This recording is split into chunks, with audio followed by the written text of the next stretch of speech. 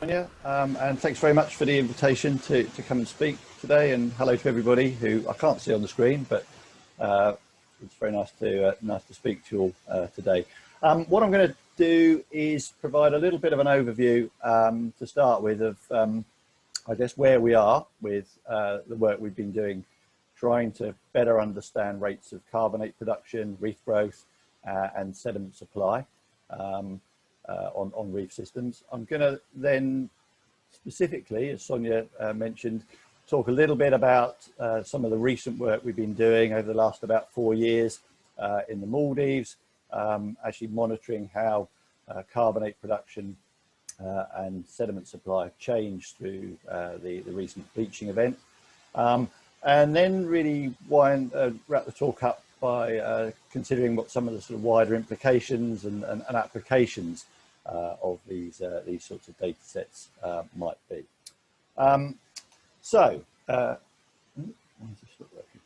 Hey, there we go. All right, so yes, let's try that again. Move you out the way down the bottom. Yeah, so yeah, a bit of an overview of the methodologies, a little bit about the work we've been doing in the Maldives, and then some discussion about implications, applications of these sorts of data sets. Now, there are lots of reasons, obviously, why people have got quite interested in measuring carbonate budgets on reefs. But I guess one of the kind of areas that I've got particularly interested in as a rationale for this in the last few years is about using this data to try to better understand what capacity reefs have for mitigating shoreline and reef island vulnerability to sea level rise. And this is clearly an extremely high profile topic at the moment. If you look at Reef Islands, and there's a couple of examples here from the Maldives, you know, most of these islands are less than 2 to 3 meters above mean sea level. You know, this is Malé, if anybody's ever been to the capital of the Maldives. Malé, super densely populated, what was an island, kind of one end of the spectrum in terms of urbanization. But you can see that the surface of Malé sits very, very close to sea level. And so these sorts of systems, whether they're densely urbanized like this, or more patchily isolated in terms of the rural islands, are clearly very vulnerable, you know, throughout the atoll nations of the Maldives, Tuvalu, Kiribati, and so on. Equally, you can go to many other parts of the world where there is very rapid urbanization and development of the coastline. At the bottom here are a couple of shots from the Yucatan coast in Mexico. You can see, you know, really rapid, incredible rates of urban development along this coastline. The massive touristic developments in places like Cancun. You know, all of this is taking place on the coastal plain that is very, very close to present sea level. So rises in sea level represents a huge issue in many parts of the tropics. And coral reefs, of course, have a really key role to play in terms of potentially mitigating some of the worst effects of sea level rise. They provide, in many areas, not everywhere, but in many areas, they provide a really important natural coastal breakwater, so having some influence upon coastal wave exposure. But they also provide, in many areas, the only sources of sediment, and this is particularly the case with coral reef islands, the only sources of sediment that have built and can in future build and sustain the islands and their shorelines. So it's a very, very high profile topic. Lots being written about this at the moment. This is just one recent kind of relatively recent review paper that suggested that perhaps more than 100 million people globally receive in one way or another kind of risk reduction benefits from reefs. So, you know, very, very high profile, widely discussed topic at the moment. And because reefs play such a central role in all of this, the fact that the ecology of reefs is changing so rapidly in so many locations clearly has a bearing, or a potential bearing, on their capacity to mitigate and supply the sediments and to maintain growth rates that will have some mitigating capacity within these environments. So that's the kind of broader rationale for why I'm interested in these things. If we think about what those kind of ecological changes are, well, I suspect these don't really need explaining in too much detail to most of the people who'll be on this call, but they include things like, They include things like, massive changes in live coral cover, reducing rapidly and maintaining or being persisting at very low levels in many parts of the tropics, often associated with that increases in mackerel cover.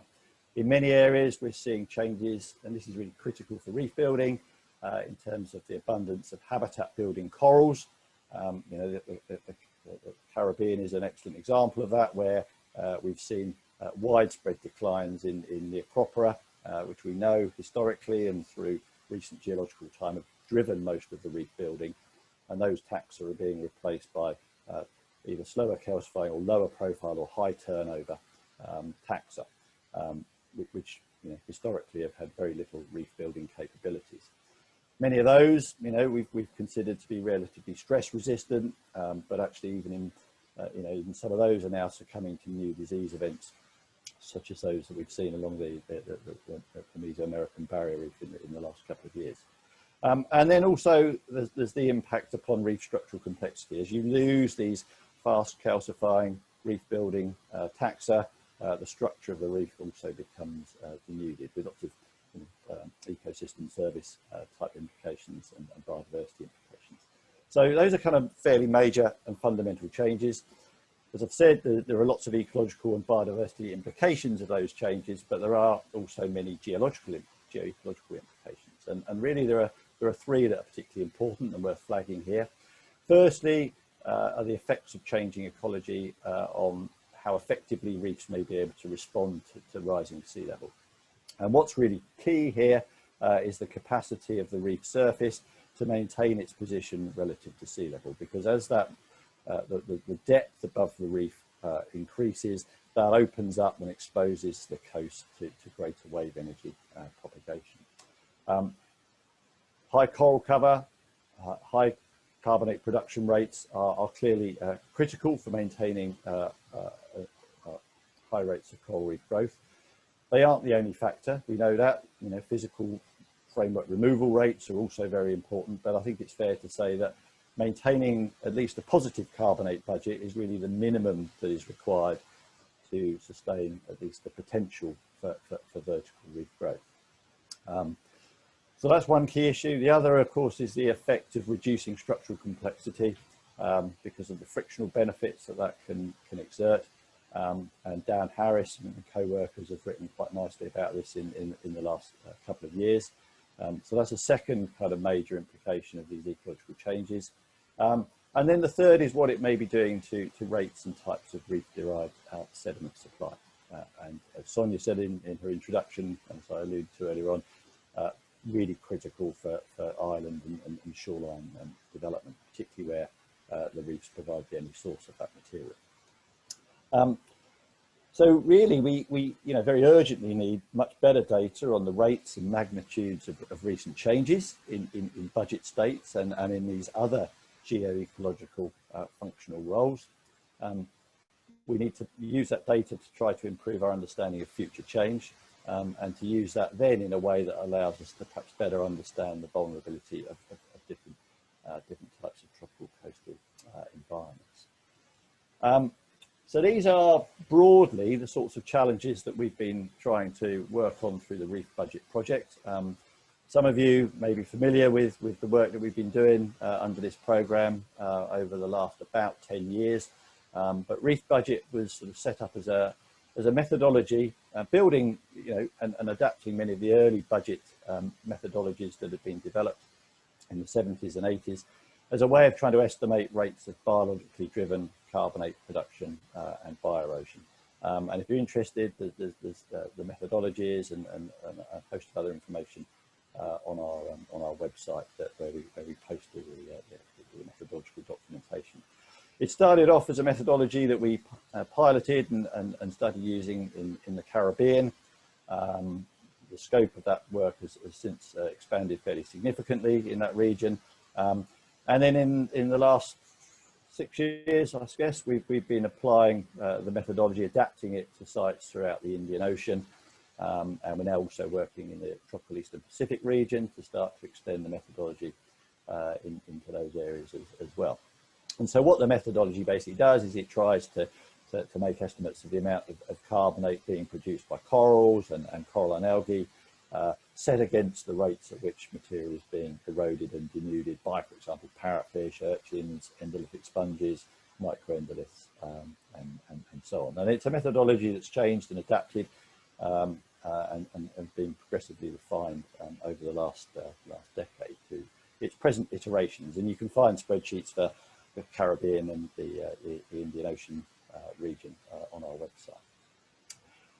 So in essence, it's a census-based system. As I say, it was built upon kind of a lot of the early budget studies, but adapted and tweaked and updated with new data. It's essentially a sort of spreadsheet type model. It's a model that's preset with regional average data for the different taxa in terms of production and erosion rates. But the idea really is that it's informed by locally measured rates as much as those are available. Quite time consuming, as anybody that's used it will know, but it does give us very good detailed information about what's going on within the habitat in terms of the abundance of the different producers and eroders.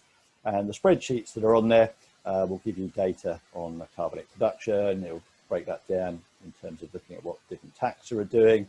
If you like this sort of thing in terms of life history strategies, I know not everybody's a fan of those, but it will give you all sorts of different metrics in terms of what's producing and eroding that carbonate.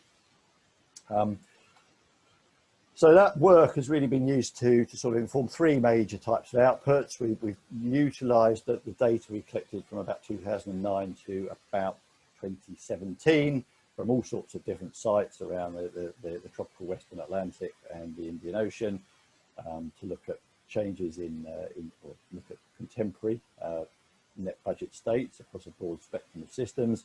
And you can see that, for example, in the tropical Western Atlantic, the top graph here, that mean budget rates are very variable across the region. They're typically pretty low in Florida, Greater Antilles, and at sites along the Mesoamerican reef, and at least were at the time that the work was done, somewhat better in the sort of southeastern regions of the Caribbean.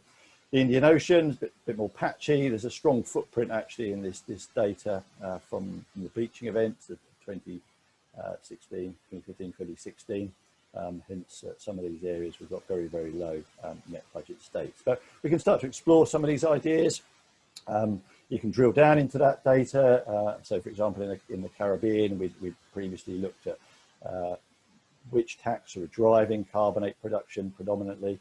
And one of the things that stands out there is the kind of massive reduction in contributions from historically important framework building taxa. We've also tried to look at issues around changing rates of bioerosion. It's quite difficult because there isn't a huge amount of historic data to draw upon, but the general impression there is that erosion rates generally are declining in many areas. So we looked at those sorts of issues.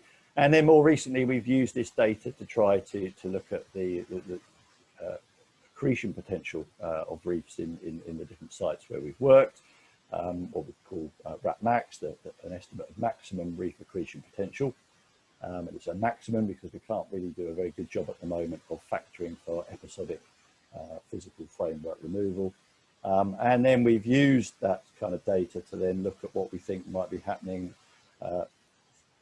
in terms of potential reef submergence through to the end of the century against recent rates of sea level rise at the local site level, and then under sort of RCP 4.5 and 8.5 scenarios. And obviously, as we move towards these higher end scenarios, you can see that very few of the sites have capacity to maintain rates that track sea level rise. So there are lots of sort of broad, interesting regional scale assessments that we've been able to undertake.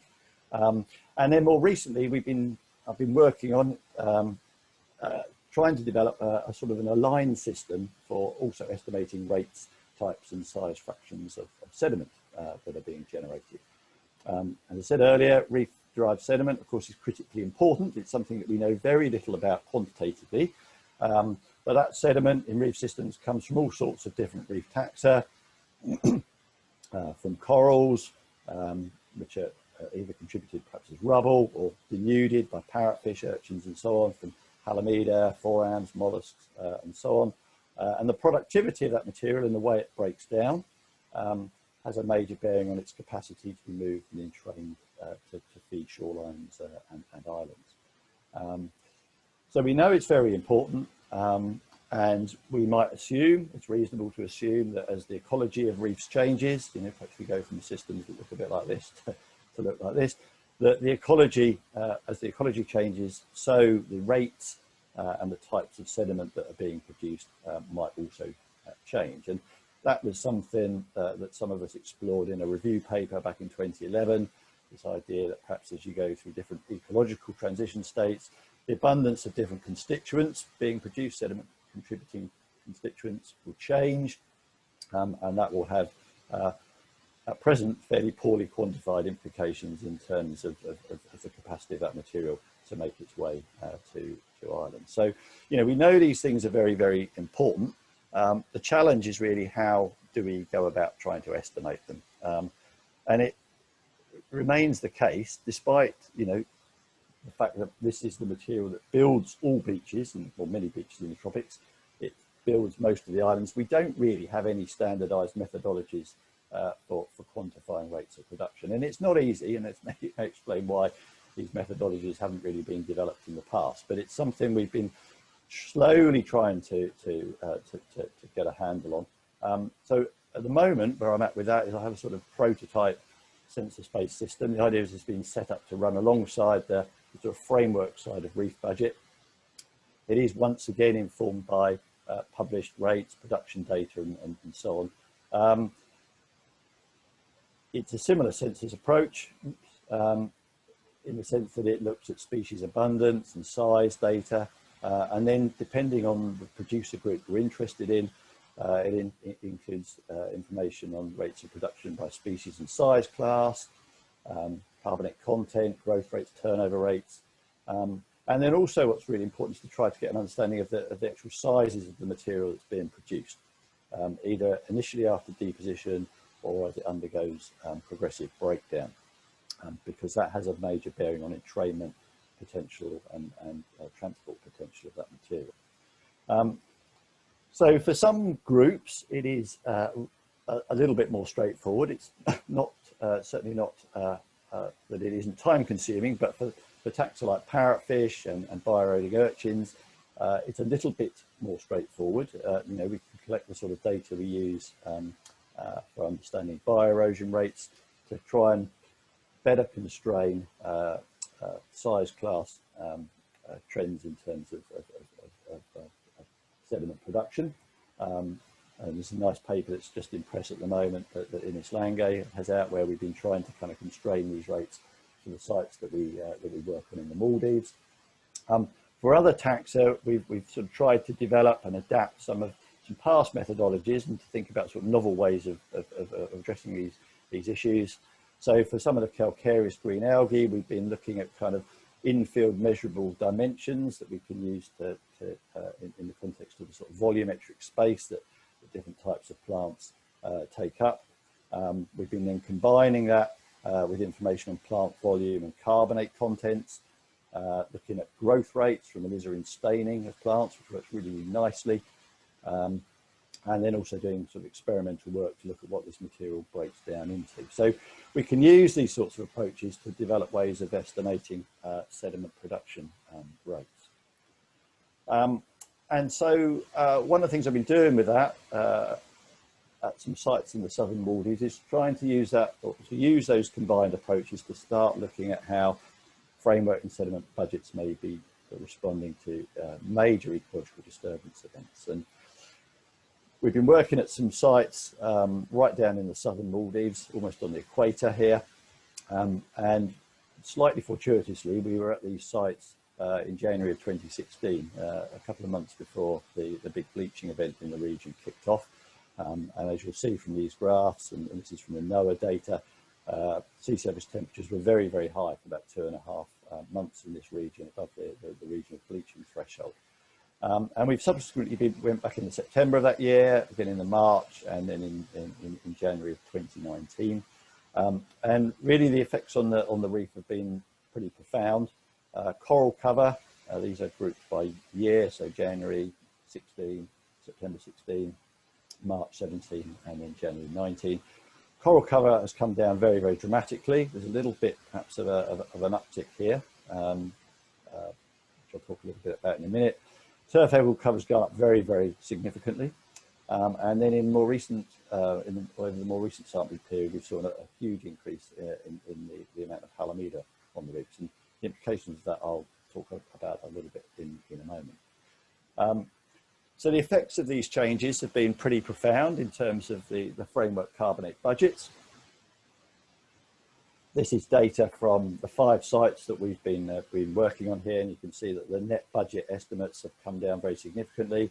Many of them are in net negative states. There's a little bit possibly of an upturn here at Capigalar. Perhaps there's some early signs of some recovery starting to take place that we don't really see so much at the other sites. But these pictures I've just put in really to illustrate the kind of nature of the changes that we saw taking place here. This is in January 16, really beautiful, beautiful reefs, really wonderful, vibrant, high cover, particularly the cropera. Just over a year later, most of that stuff, as you can see here, is sort of starting to break down. It's very, very green in colour, varieties and so on, you can see sort of surviving here. And then in January 19, again, the framework denuding down, but you'll see, you know, the very large amounts of Halimeda that we're starting to see emerging on the reefs at this time. So huge framework budget implications, but at the same time, we saw really very significant increases in the amount of sediment being produced by parrotfish as a byproduct of bioerosion, and also from Halimeda. And our estimates of sediment production show that both of these have increased very significantly. So there's been about a 3 kilogram per meter square per year increase in the amount of sediment we think is being produced across these reefs. In terms of the parrotfish, if you look at the abundance and biomass data, it's quite interesting. That's what it shows over the time period, because what happened initially was that we went back after 6-7 months after the bleaching event. We saw a fairly significant increase in the abundance of the small to sort of medium-sized parrotfish, and some increase in biomass. But then by 2 years after the event, so 3 years after the event, we saw this really large increase in biomass, essentially more big fish by 2 to 3 years post-bleaching. So interesting abundance in biomass data. And really those sorts of responses are probably consistent with the fact that there is a huge amount of food available for these things to feed on.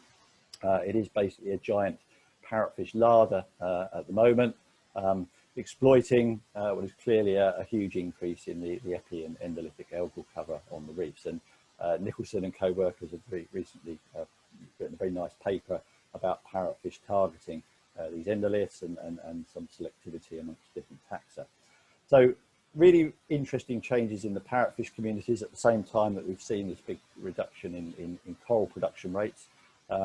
Gary Russ and co-workers have written also about some of these ideas in the past, showing these big increases in parrotfish numbers post-disturbance event. In terms of the Halimeda, well, those increases are really a direct function of increasing Halimeda cover on the reefs. It didn't change a great deal over the first couple of years, but then over years 2 to 3, we saw a huge increase in Halimeda cover on the reefs, especially growing in and amongst this sort of collapsing acropora framework, which I'm guessing really has created a lot of a sort of semi-cryptic habitat space protecting them from predation. We do see actually the Halimeda at these sites being really often actively fed upon by parrotfish. And so there is sort of a sort of greening almost of the shallow reef habitats going on at the moment. And Casey Benquet and co-workers have recorded sort of similar increases in Halimeda at Chagos following the recent bleaching event as well. So you know, one might assume there might be similar implications there in terms of sediment supply. So you know, the net effect of all of this has been a big increase in reef-derived sediment production, collectively about an additional 3 kilograms per metre squared per year. based on our current estimates from these two producers, which are actually, as far as we know, the dominant sediment producers on these reefs. Interesting that those changes seem to have taken place over a couple of distinct phases or pulses. The first occurring fairly soon after the bleaching event, where we saw this significant increase in the amount of sediment being generated by parrotfish, and then a sort of second phase where we saw sediment production increasing, associated both with a further increase in particularly excavator, parrotfish biomass, and also in terms of Halimeda production. We've also been able to sort of look at what that does in terms of changes to the types of sediment that are being produced, the grain size distributions of material. And so while there's an overall increase, the actual size class distributions of that sediment probably haven't changed very much, because parrotfish continue to be the dominant drivers of those two taxa in terms of sediment supply. So interesting insights into kind of how these things play out through disturbance events, with framework budgets going one way, sediment budgets going the other way, which feed into some of those sort of earlier conceptual ideas that I was talking about. But we're starting to be able to provide some numbers to this, to understand, you know, the magnitude, the timing of those changes.